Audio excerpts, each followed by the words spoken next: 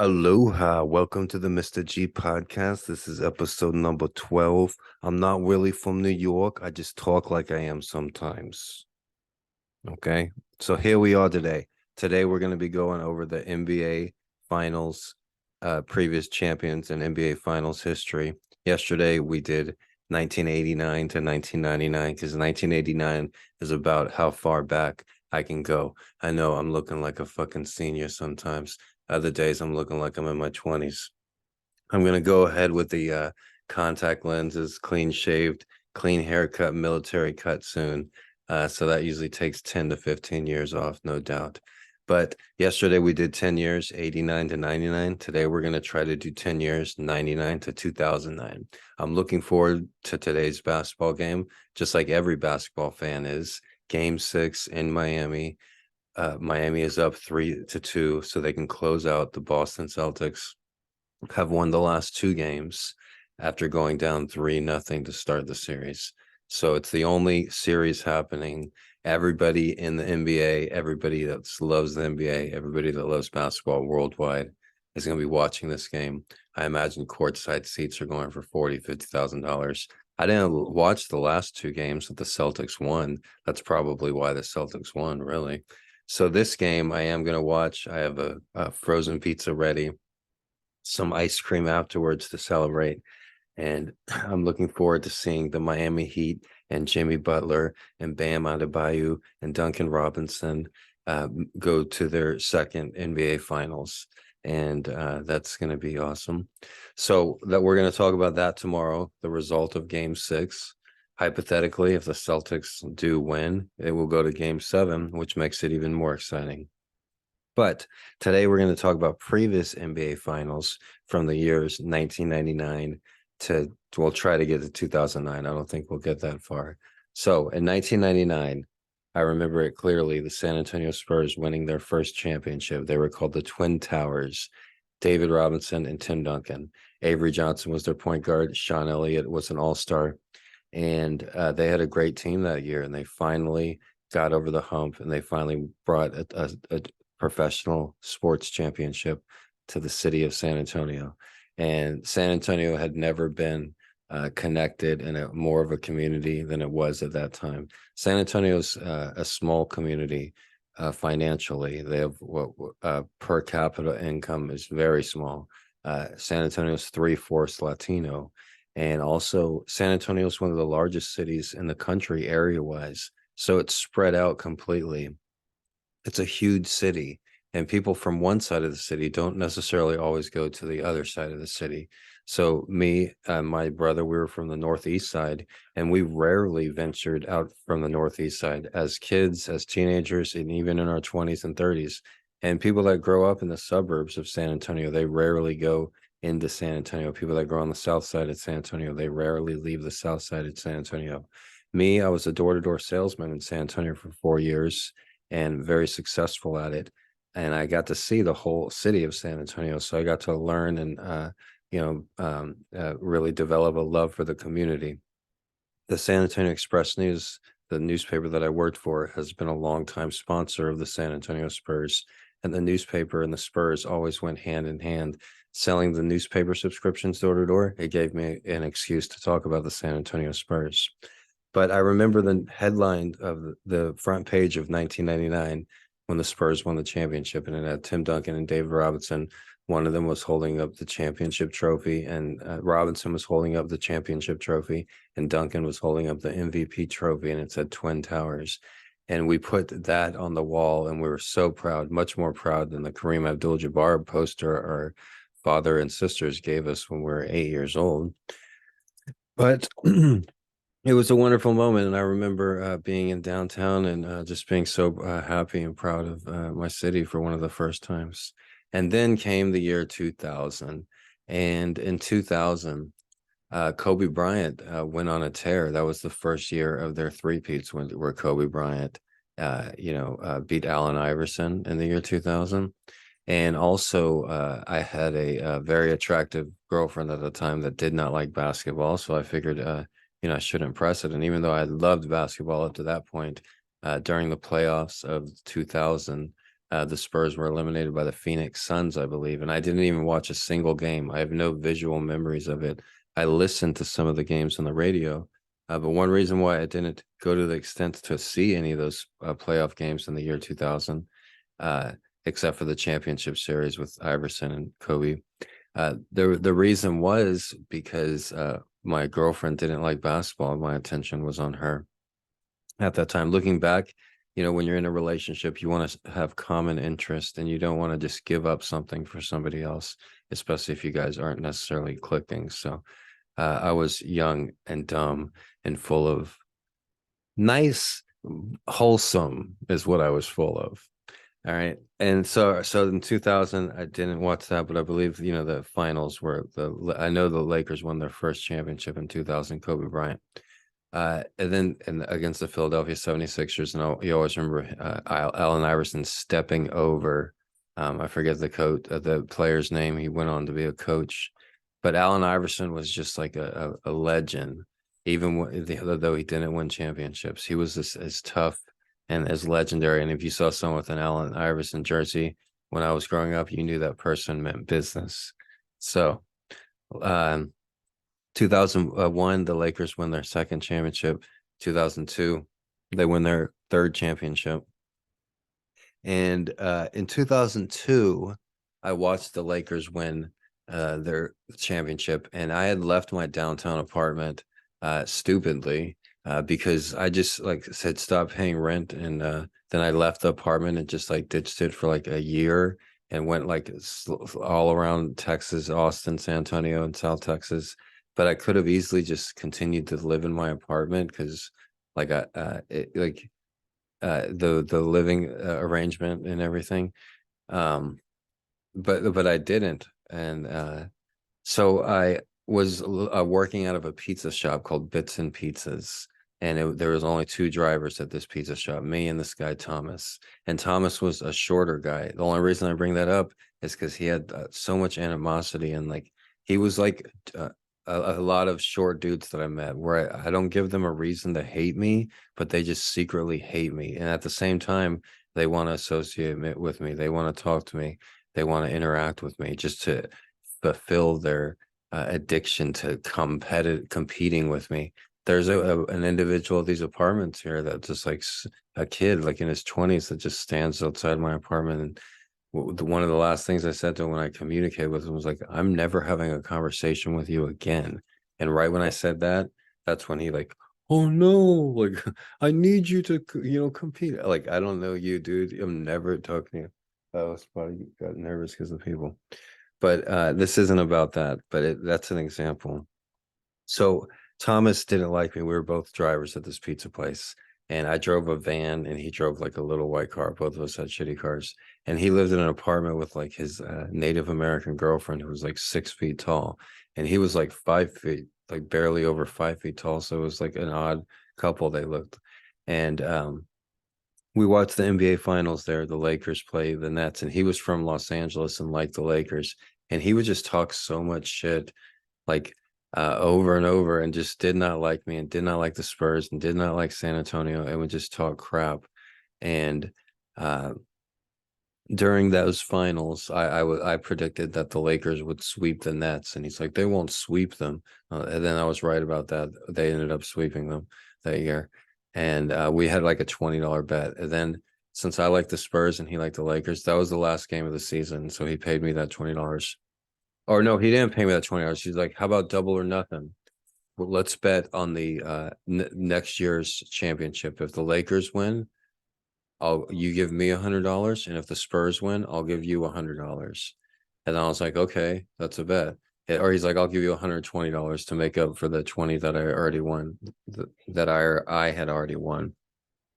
So I'm like, okay. And that was in 2002. So then 2003, I'm just watching the Spurs the whole season. I talk about it in my book, Gonzo Education. And when the Spurs win their second championship in 2003. And during the whole season, I have that on the back of my head. Oh, Thomas, look out. The Spurs are one of the best records. Look out. The Spurs have a great team. I'm just thinking, you're going to owe me $100, and there's not anything you can do or say about it. And at the end of that season, the Lakers did not win the championship. The San Antonio Spurs won the championship. And uh, Thomas left town. He left the job at the Bits and Pizzas, and he left Austin, San Antonio, and he went to California, even though he had like warrants or some shit. He was like a shorter skater dude, and he left town and never paid me the $120, even though I totally straight out won.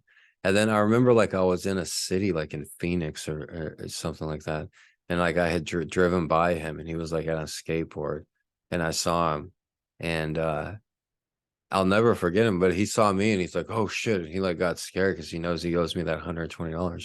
But I don't. It's not about the money. I just want him to admit that that's the most unmanly thing to do. Like he didn't admit he was wrong. He didn't admit he lost the bet. He just left town. But so I've always like, oh, but I fucking won that. San Antonio Spurs won the fucking championship in 2003. So 2002 Lakers Nets. I watched that at his place, and he made me leave like at 2 a.m., 3 a.m. one night, and it was just so cold of him. And his girlfriend was like, "You can crash on the couch." And then his girlfriend went to sleep. Then I went to sleep, and he wakes me up, and he's like, "Hey, I don't want you staying here. You got to go right now. It's my place. You got to go." And I was like, "But she said I could just, crash on the couch." He's like, "No, no, no. But I'm calling the shots. You have to go." And then he just wanted to like play big dog, the little dog. And in the middle of the night, I was like, well, just give me a couple hours until, and then he's like, no, you have to leave right now. And it wasn't even his place, it was her place. And her mom was always visiting, and she was paying for the apartment. So I remember that, and I knew that, and so that even made it even worse. And then eventually I was just like, all right, whatever, dude. And then I left, and I could imagine his girlfriend woke up the next day and was like, "Oh, where's Greg?" I was like, "Oh, I made him leave, because I'm a tough little guy." But yeah, you tough little guy, Thomas. How's those skateboarding's working? Because how those Lakers doing? Because the Spurs are doing a-okay, and I'm doing a-okay. 20 years later, Thomas, you still owe me $125, and I ain't at $120. And I'm charging interest too.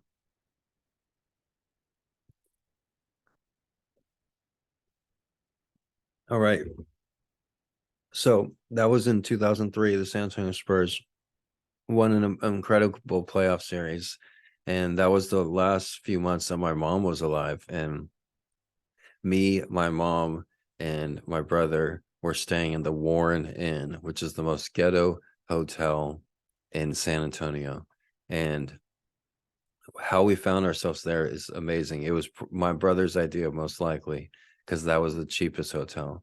But my mom has spent her whole life staying at nice hotels, traveling the world. She had never been in a place like that. The only reason she was there at this point, because she had lost her mind and was totally schizophrenic. So me, my schizophrenic mother, and my twin brother were staying at a San Antonio, like in town San Antonio uh, motel, the Warren Inn. You can look it up. It's the most ghetto motel. It's probably shut down by now. But we were staying there like on the weekly rate. And our mom used to always ask, like when we were growing up, she didn't have custody of us, but when we were visiting her, we'd be watching the Spurs games, and her favorite player was Avery Johnson. But she would always ask us, she'd come in from her room as we're watching, and she's like, "Did the Spurs win? Are the Spurs winning?" And sometimes she'd sit there and watch a couple shots, like, "Yay, Avery Johnson," or "Yay, David Robinson." But at this point in 2003, she had totally stopped taking her medications, and then totally lost her mind. And so I tried to like get some normalcy into her as the Spurs were winning the championship. Me and my brother were watching it in this cheap motel room. And I was like, "Hey, mom, look, the Spurs are about to win the championship." But then she thought it was like a delusion. She's like, "You boys can't believe everything on TV." I was like, "You used to like the Spurs. Remember Avery Johnson?" And she had met Avery Johnson because she took us to a couple different like hot dog hot dogs and hoops sponsored by HEB events when we were growing up, where kids got to shoot free throws and practice their dribbling between cones and stuff like that. And Avery Johnson was always really nice to her and everything. It's so sad. Avery Johnson, my mother loved you. Hey, Jay. My mom also loved the wrestler Ravishing Rick Rude. Ooh, doo, doo, doo, doo. Google that guy on YouTube. But yeah, her favorite player was Avery Johnson. Avery Johnson said I had a nice shot because I shot great free throws with great form, and I still do. But back then, I first figured it out, and Avery Johnson was like, "Nice shot." And after Avery Johnson told me that, I was like, "Oh, cool!" Like, and because he was sincere, and so after that, I kept what I was doing with that free throw. That was like one of the first times that I, started doing it with the four dribbles and then no jump, regular free throw. And Avery Johnson was like, "Nice shot," and then so I was like, "Oh, okay, let me keep doing that." So even today, when I'm throwing trash in the rubbish can, I'll keep my feet and I'll do like four dribbles, be like 1, 2, 3, 4, and I always have the most success doing that. So,